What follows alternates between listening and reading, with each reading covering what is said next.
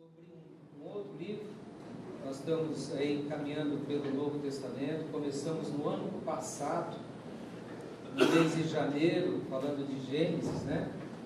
E hoje o tema, a sua vida está em ordem.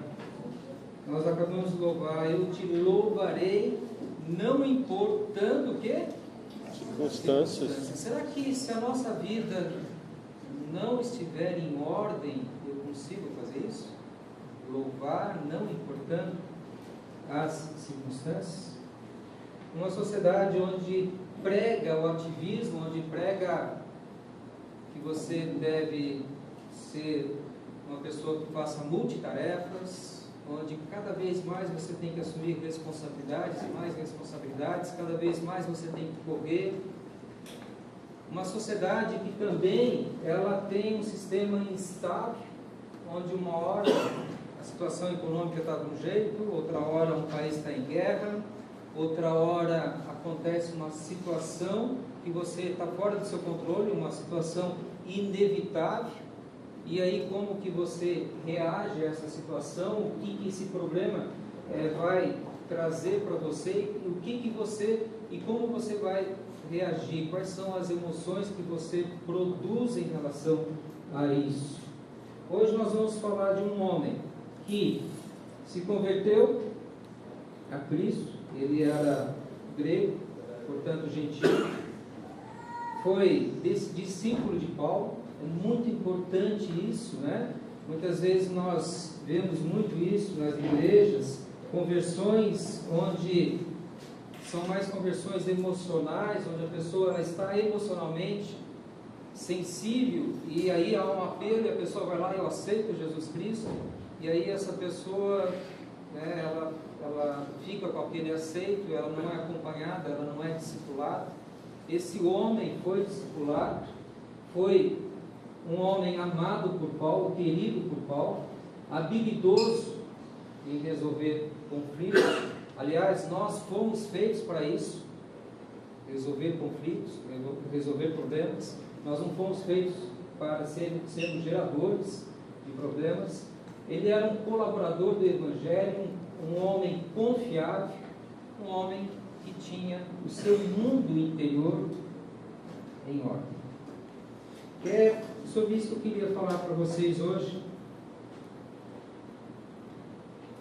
Se nós lermos, eu peço para vocês abrirem no livro de Tito, capítulo 1, verso 12. Tito, capítulo 1, verso 12.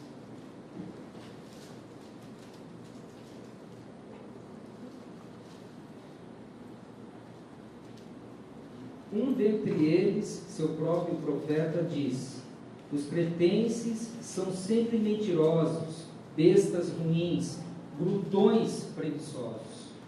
Falando dessa sociedade da ilha de Creta, a cultura naquela ilha era bestial, com homens sendo predadores do próprio homem, que mentiam para seus amigos, roubavam, homens que se comportavam de uma maneira insensível em relação às pessoas que ali estavam. Paulo então deixa esse jovem missionário essa missão, uma missão que está aqui no livro de Tito, versículo 5.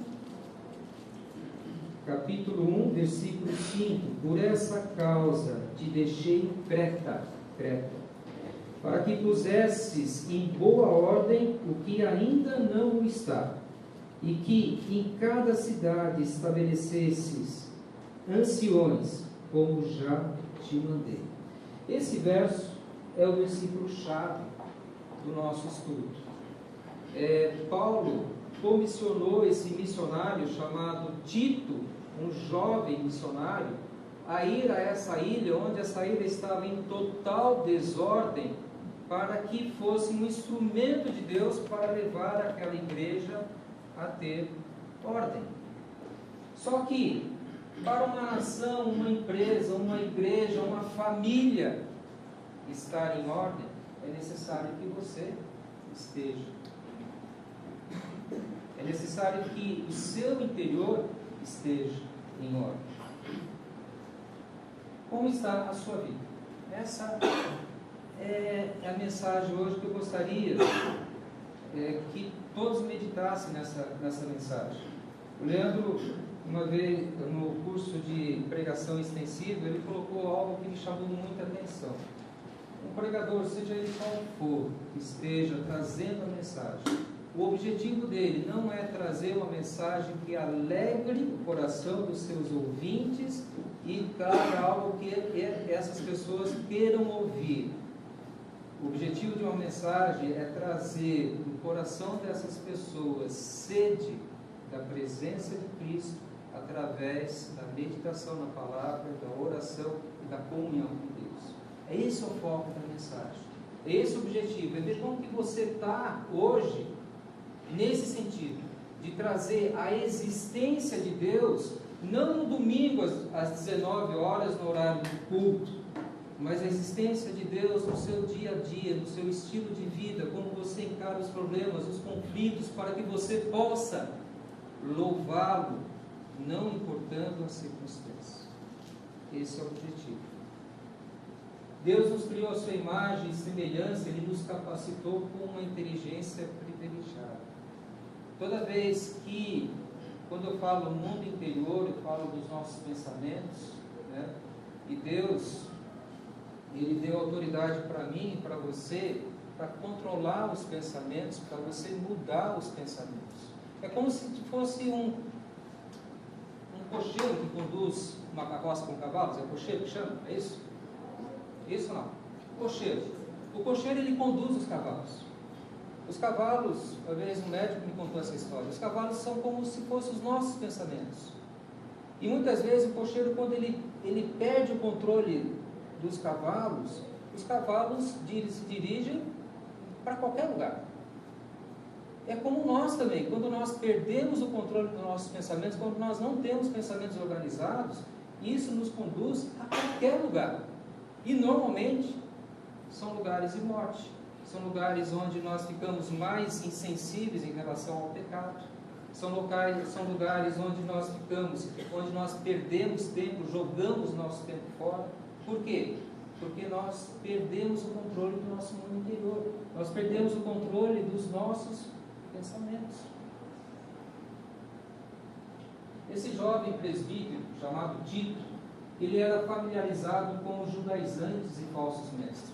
Naquela época tinha isso, hoje não, né? Líderes que queriam impor as suas leis.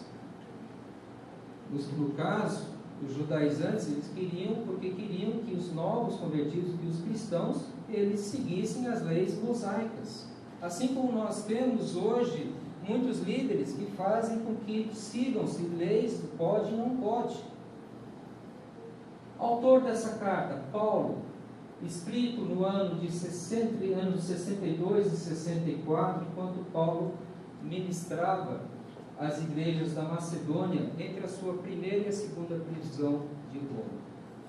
E o objetivo dessa carta, ela é uma carta com instruções. O objetivo não é explicar ou defender uma doutrina, mas, como foi colocado aqui pelo Márcio na abertura, dar instruções práticas para você aprender e utilizar. Porque se toda vez que você vem a um culto domingo, onde você recebe uma mensagem, e você sai daqui e não aplica essa mensagem, você está fazendo simplesmente, você está participando de rituais religiosos, cumprindo um compromisso. Não é objetivo, Deus não quer isso. Deus, Ele quer que você viva aquilo que você aprende através da sua palavra no seu dia a dia. Esse é o objetivo. Creta é uma ilha, a maior ilha aí do mar do Mediterrâneo, fica ao sul da Grécia, e foi a ilha que Paulo também passou por ela quando foi para Roma. É nessa ilha que está essa total desordem, aonde Paulo enviou esse jovem missionário Tito. Assim como pode ter uma ilha chamada Creta dentro da sua família, uma ilha que está em total desordem no local onde você trabalha, ou dentro do seu interior. No início da carta, Aqui é muito importante nós colocarmos isso. Por favor, leiam aqui capítulo 1, verso 1 e 2, logo no início da carta.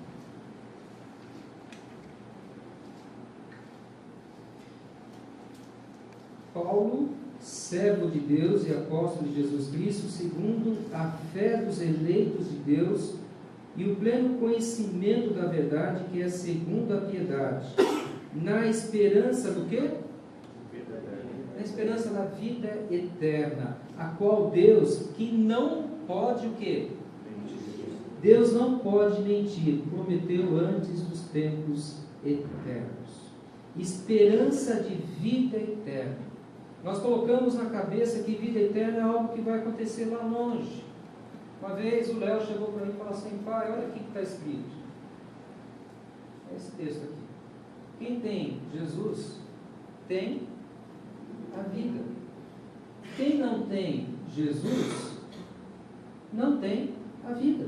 Simples assim. Se você tem Jesus Cristo, você tem a vida eterna. E muitas vezes nós vivemos como se a vida eterna é algo que vai vir mediante ao meu esforço, mediante aquilo que eu faço. Não! A vida eterna você não conquista. A vida eterna você a recebe e ela está disponível aqui e agora. Você tem Jesus Cristo? Se você tem Jesus Cristo, você pode ter certeza, você tem a vida eterna. Você sabe que se você sair dessa reunião hoje e um carro te atropelar e você morrer, você continua tendo o quê? A vida eterna.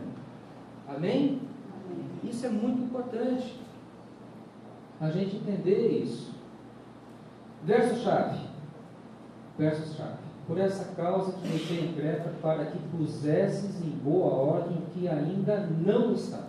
O que não está em boa ordem ainda na sua vida?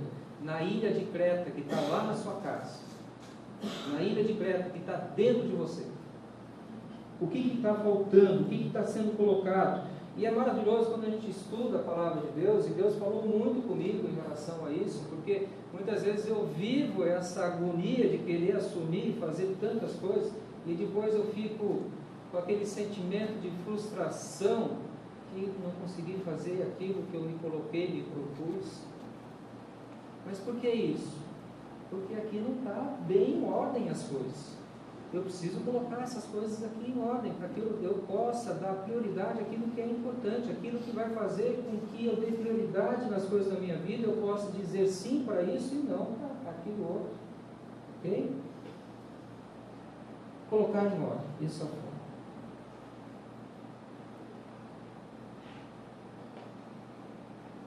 Pode haver ordem sem vida. Como é isso? Existem pessoas que são organizadas e não há mal nenhum em ser organizado. Quando eu casei com a Ana, a gente tinha um certo desnivelamento, né? Ela era muito organizada e eu não era nem um tanto organizado. Mas com o tempo, com o passar dos anos, a gente vai se ajeitando.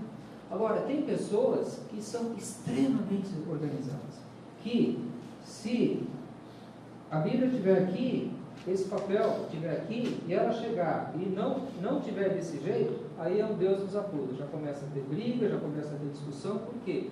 Porque é uma pessoa que ela quer as coisas tudo certinho. E ai de quando alguém chegar lá e tirar a ordem que foi colocada. Esse texto em Eclesiastes diz o seguinte: não seja demasiadamente justo, nem demasiadamente sábio, porque te destruirias a ti mesmo. Por que fazer isso? Muitas vezes nós quebramos relacionamentos por causa de uma coisa boba. Nós deixamos, de ter uma amizade porque tal pessoa, ela fez algo que eu não gostei, porque eu sou demasiadamente o quê? Quero ser demasiadamente justo.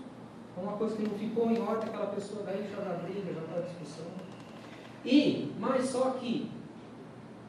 Mas não vida sem ordem. Ou seja, eu não consigo gerar também vida se eu não tiver ordem. Olha só o que está escrito em 1 Coríntios 14, verso 33. Porque Deus não é Deus de confusão, senão de paz, como em todas as igrejas dos santos. Então, Deus é um Deus de ordem. Se as minhas coisas, se eu tenho coisas que estão em desordem, Deus não está de comum acordo com isso, ok? E Deus me dá a capacidade, a inteligência, se todos vocês estão aqui hoje, né, tiveram a capacidade física de se locomover até aqui, e Deus dá a capacidade intelectual de vocês receberem a mensagem. Por que não colocar essa mensagem em prática, e identificar e discernir o que está faltando para ser colocado em ordem? A questão chave, né? Vamos voltar aqui para o livro.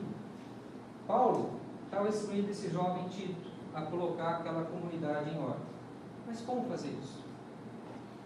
Com aquelas pessoas totalmente rebeldes, orgulhosas. Como trabalhar com isso?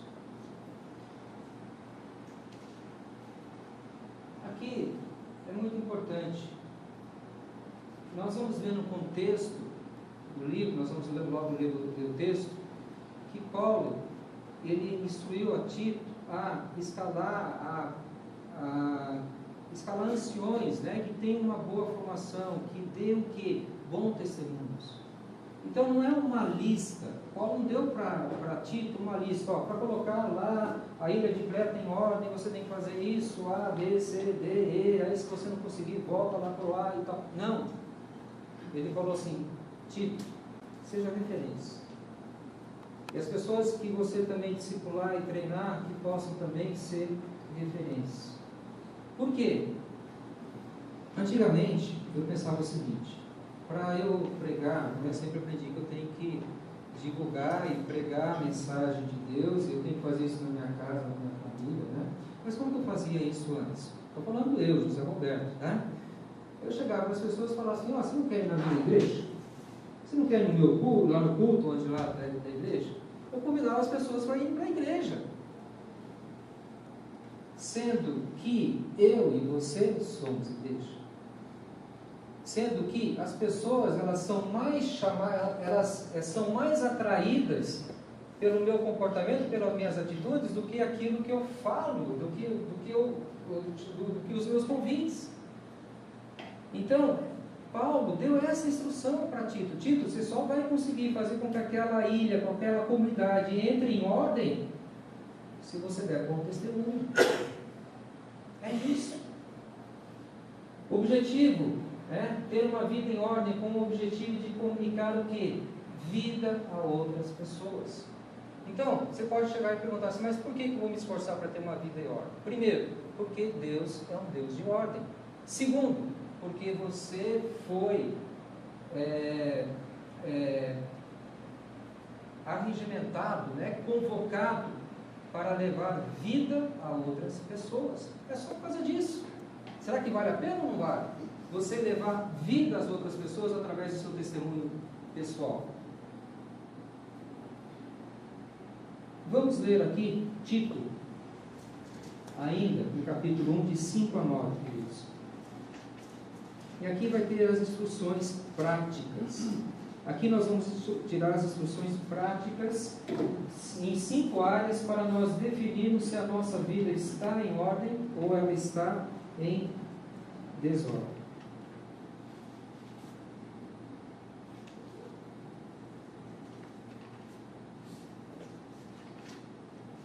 O texto diz o seguinte: por essa causa te deixei em Creta, para que pusesses em boa ordem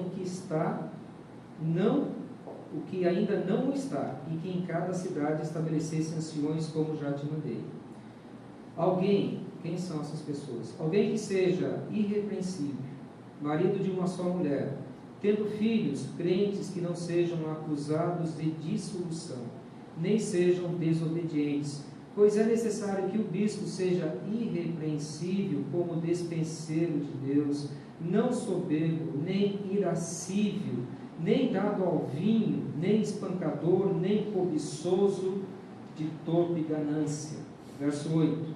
Mas hospitaleiro, amigo do bem, sóbrio, justo, piedoso, temperante, retendo firme a palavra fiel, que é conforme a doutrina, para que seja poderoso tanto para exortar na sã doutrina, como para convencer os contradizentes. Mas não falar, Roberto, mas isso foi uma instrução para os presbíteros. Eu não sou presbítero, né? Você não é presbítero, você é filho de Deus, você é sacerdote, você é ministro, ok? E você é convocado a ir e pregar o Evangelho a toda criatura, ok? Então essas instruções é para mim, é para você. E dessas instruções nós podemos tirar o seguinte: não soberbo, nem irascível, nem dado ao vinho, nem espancador, nem cobiçoso de torpe ganância. Paulo descreve o que? Elementos pessoais nesse texto. Que não seja irascível. O que é irascível? É aquele que é propício à ira. É aquele que está no trânsito, uma pessoa dá uma fechada e ele já se exalta, ele estava calminho, né?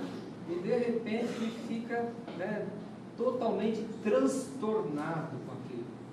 É o momento do quê? Você parar e refletir nos seus sentimentos, nas suas emoções, né, do que está passando, por que você teve essa reação. Na década de 90, houve um novo conceito com aquele livro sobre inteligência emocional. Então, na verdade, nós estamos falando aqui de uma inteligência pessoal. É inteligência, você trabalhar com... O que é essa inteligência emocional? É você aprender a controlar as emoções. Antigamente dava-se o quê? Muito crédito ao QI, consciente de inteligência, ao lado racional. Mas não adianta nada você ter habilidades, você ser um excelente músico, um excelente engenheiro, se você não tem equilíbrio emocional. Aliás, as empresas contratam por quê? Elas contratam pelas habilidades profissionais que cada um tem.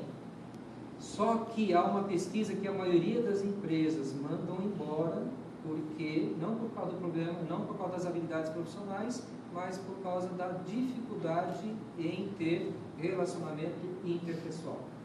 Okay? Porque são pessoas que não controlam suas emoções, são irascíveis. Okay? Um dos grandes problemas é que crescemos e não sabemos lidar com essas frustrações. Eu te louvarei, não importa as circunstâncias, né? Então, quando você for fechado no trânsito, louva a Deus, glória a Deus, Pai. Obrigado, Senhor Deus, por esse homem ter me fechado agora, né? É melhor do que você chegar e brigar. Estava no dentista esses dias e ele falou o seguinte, né? Que ele estava numa rua, aí um carro chegou e fechou. Ele simplesmente deu um farol. O carro brecou, o cara saiu do carro, começou a xingar. Nisso o filhinho atrás já começou a chorar. A mulher falou: não sai, não sai, não sai, não sai. É uma cena assim, coisa boba.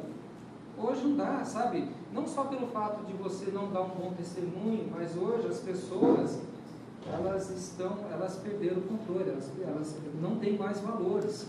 Elas resolvem hoje, tudo hoje, na violência. Tá? Então você está colocando a sua vida em risco também. Então, aprender a controlar as emoções, a canalizar as frustrações, as angústias da vida. Mas, quando nós não sabemos lidar com essas emoções, o que vocês veem aí? Que figura é essa? Um iceberg. O iceberg, você consegue visualizá-lo apenas 10% dele. 90% ele fica embaixo do mar. Você não consegue visualizar. 10% é o lado externo do iceberg. Quando eu vejo o MV, eu vejo 10% dele só. Os outros 90% é o coração, é a alma, é os pensamentos, é quem ele é o caráter dele. É o que passa nos pensamentos, as emoções que está passando dentro dele. E vocês acham que Deus está mais interessado em quê? Naquilo lá que é visível ou naquilo que não se vê, é invisível? Onde que Deus se importa mais com você? É com o seu caráter. Enquanto a maioria das pessoas se preocupa com aqueles 10%, o que eles estão falando de mim, né? As pessoas se preocupam com reputação, né? O que estão falando de mim? As pessoas não se preocupam com o caráter, com o que passa dentro delas. Nós somos impelidos. O que é impelidos? A trabalhar, fazer curso, ganhar e tal. Mas e o nosso interior? E o tempo que eu tiro para ter meditação com Deus, de eu parar? Os judeus têm o Shabá, né? O que é o Shabá? É um tempo de descanso, né? É um tempo que eles param tudo para poder refletir na vida deles.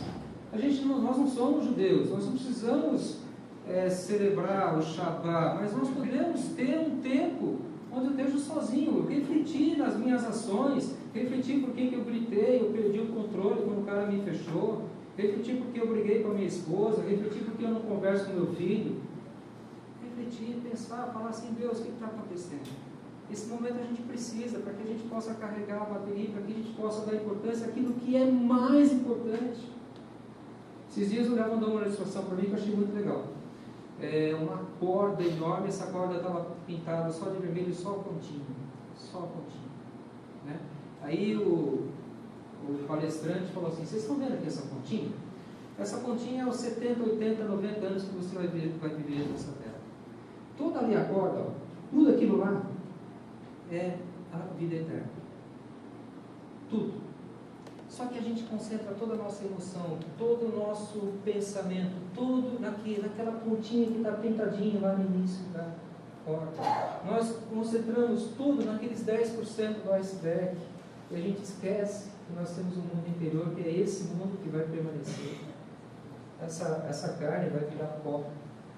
O seu mundo interior só estará em ordem quando você estiver firmemente convencido de que o mundo interior espiritual deve reger o exterior.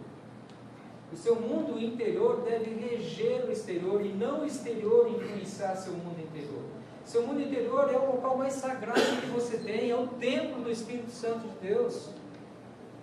Eu te louvarei, não importa as circunstâncias. Meu coração, minha alma tem que estar blindada mediante todas as circunstâncias negativas.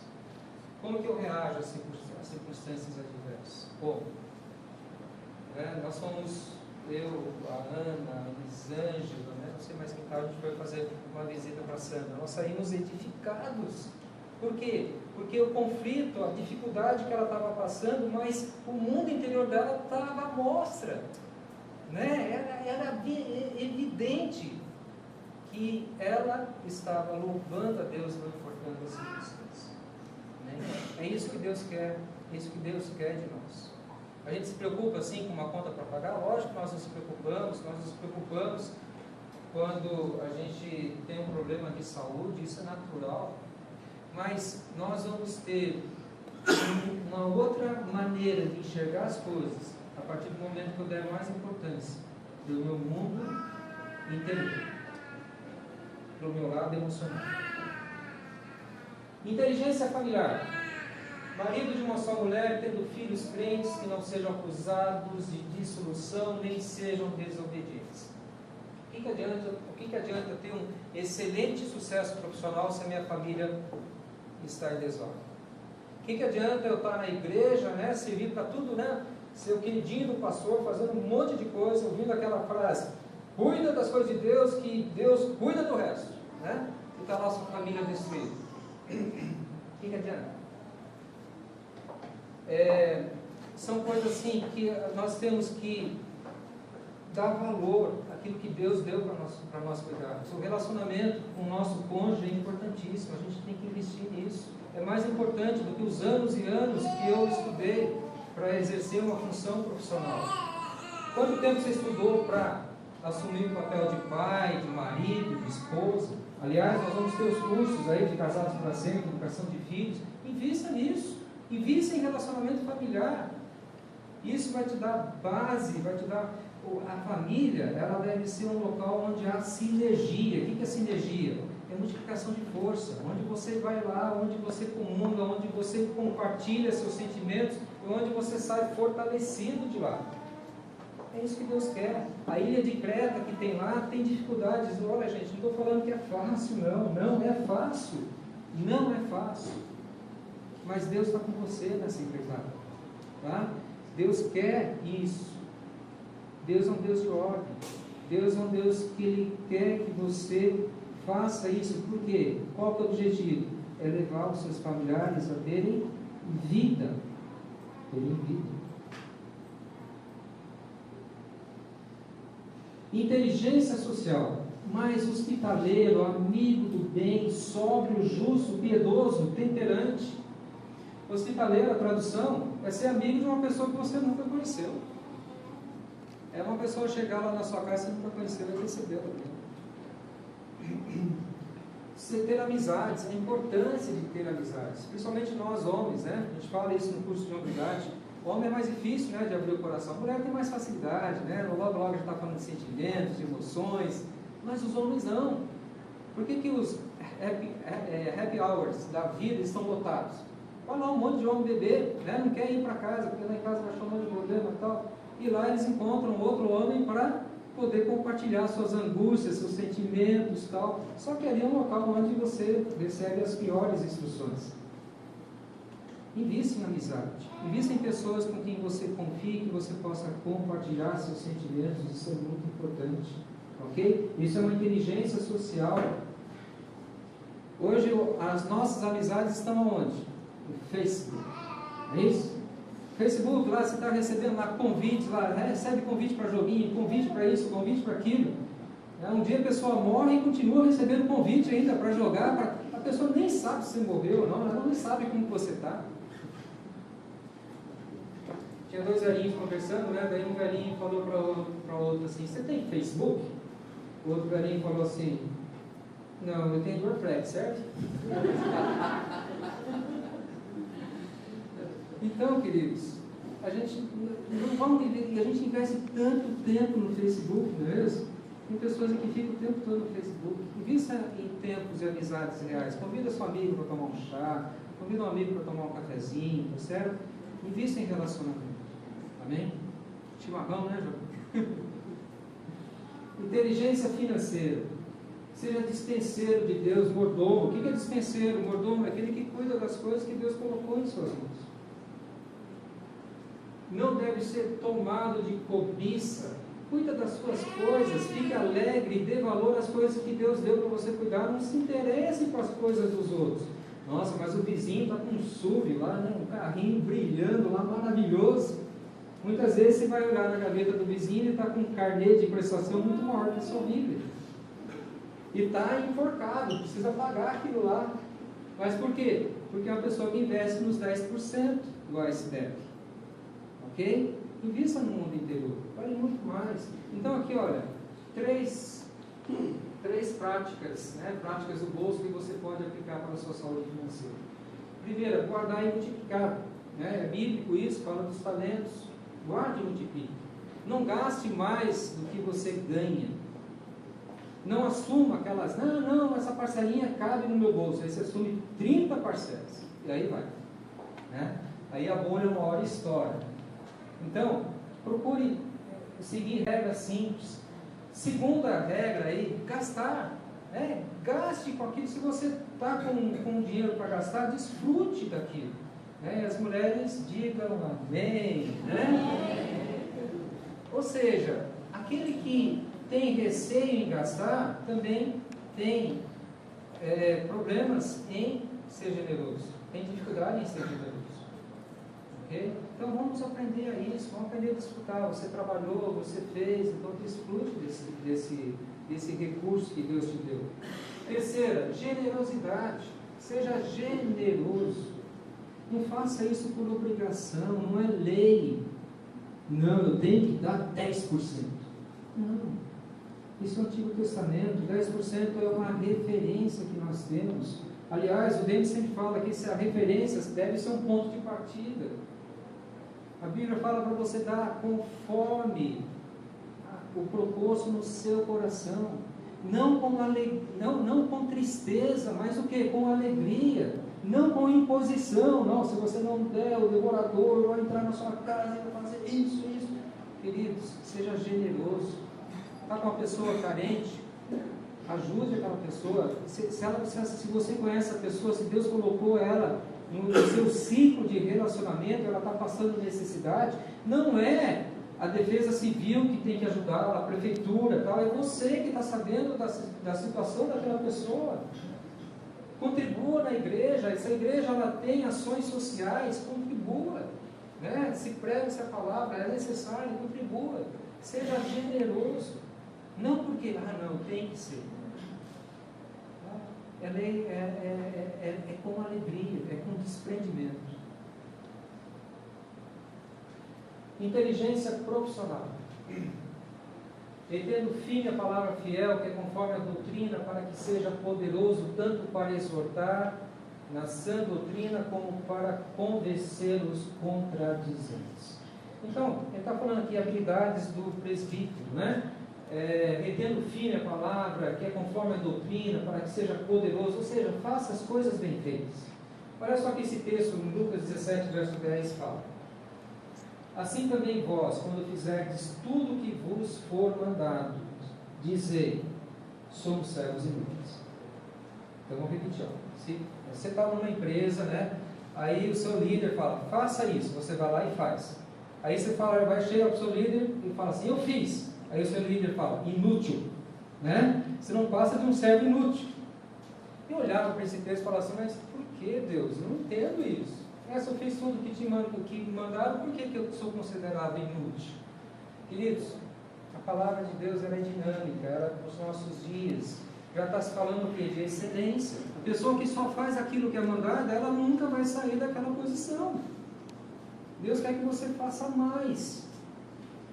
O MV deu testemunho aqui, né? Falou do guitarrista, como é o nome dele mesmo? Marcos, né? Cego. Ele aprendeu a tocar em quanto tempo?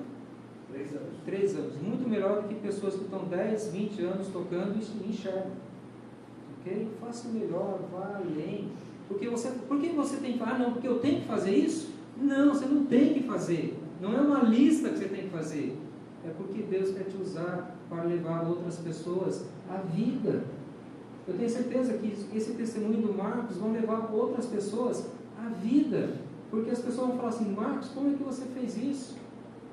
Né? E aí o Marcos vai falar de quem é o fato gerador, a motivação dele. É Deus. Então, habilidades que o presbítero deveria ter, debater, argumentar, ter a habilidade de fazer o melhor, atrair pessoas para quem? Para Deus, não para você.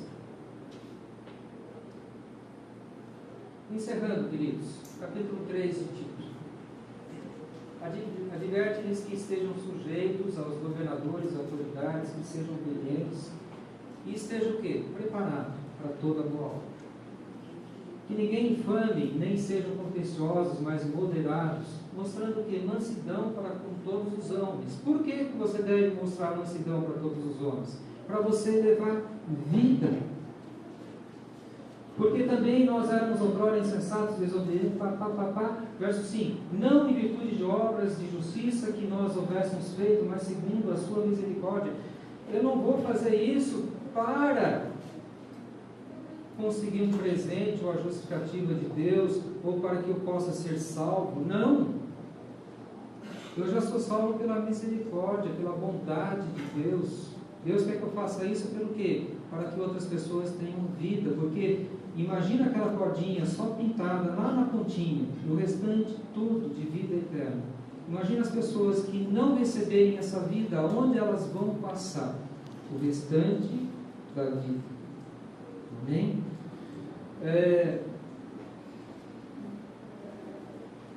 Nos salvou mediante a lavada de regeneração e renovação pelo Espírito Santo, que Ele derramou abundantemente sobre nós por Jesus Cristo, nosso Salvador, para que, sendo justificados pela sua graça, fôssemos feitos herdeiros segundo a esperança da vida eterna.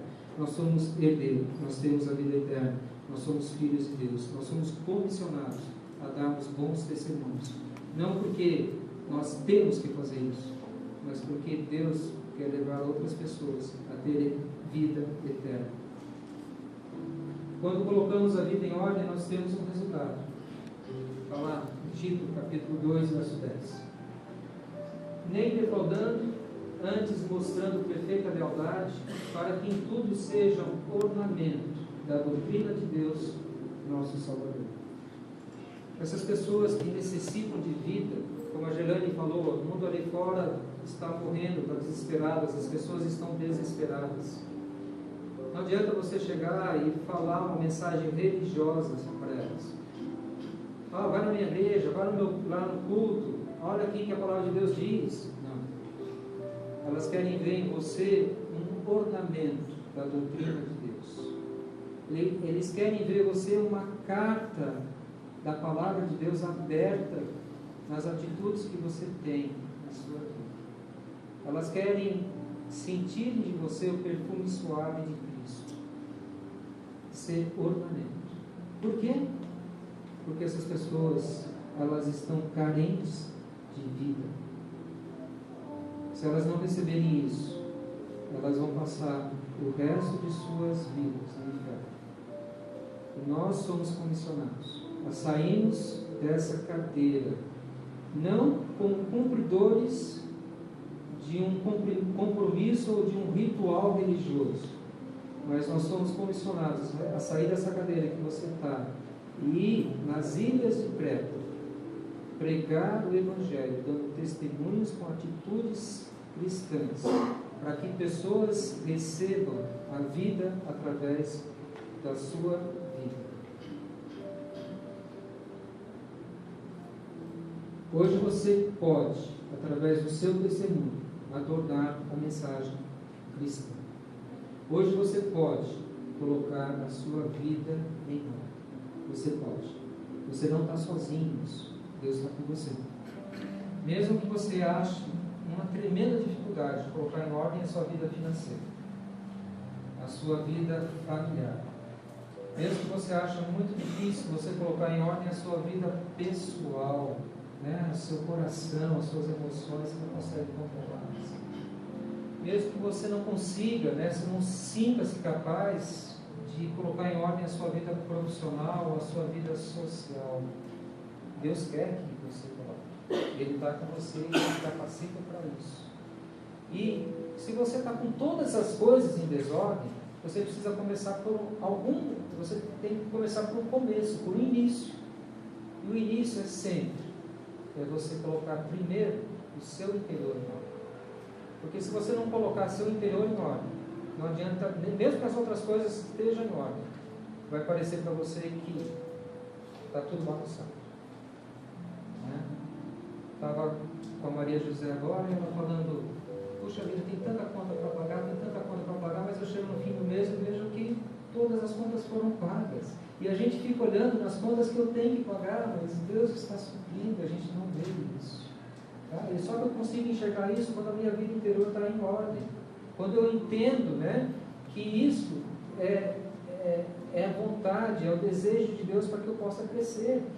Resgatar a consciência que Deus está em você. Você não é um ser religioso, você é templo do Espírito Santo. O Espírito Santo vivente, ele está dentro de você.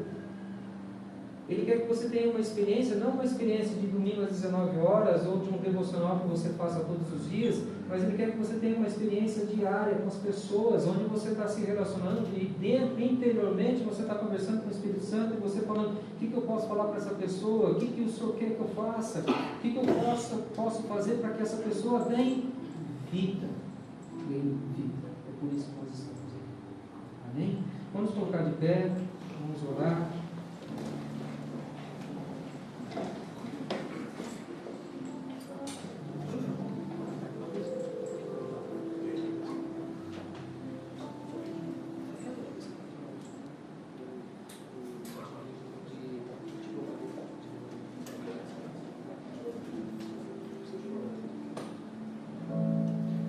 Vamos louvar, Senhor, essa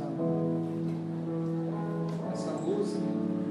Eu te louvarei, independente das circunstâncias, porque a partir de hoje você saiu com uma mensagem, não uma mensagem teórica, uma mensagem que você recebeu cumprindo um ritual religioso, mas uma mensagem que você vai se propor não diante dessa igreja, diante desse pregador, mas diante de Deus.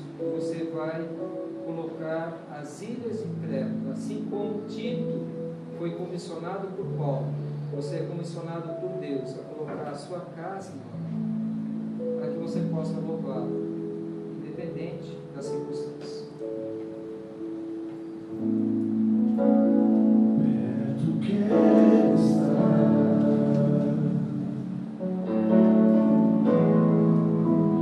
junto aos teus pés,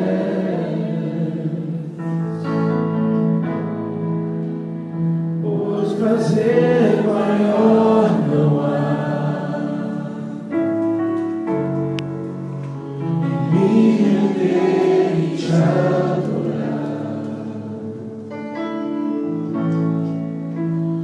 Tudo que há em mim,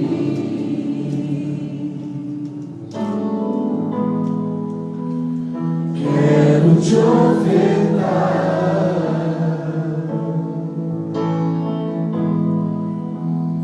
mas ainda é pouco eu sei, se comparado ao que eu ganhei. Não sou apenas servo, teu amigo me tornei.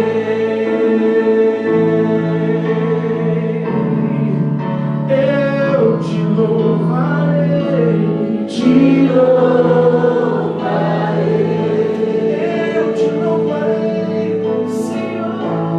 Não importam as circunstâncias,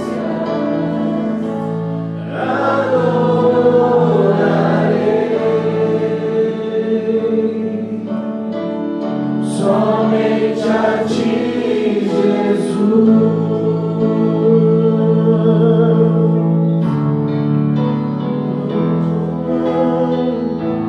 Te louvarei,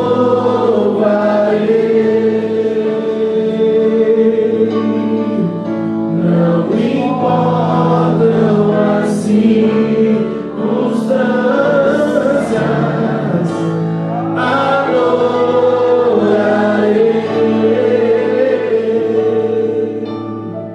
somente a ti, Jesus, somente a ti, Jesus, somente a ti, somente a ti, Jesus, somente a ti, Jesus.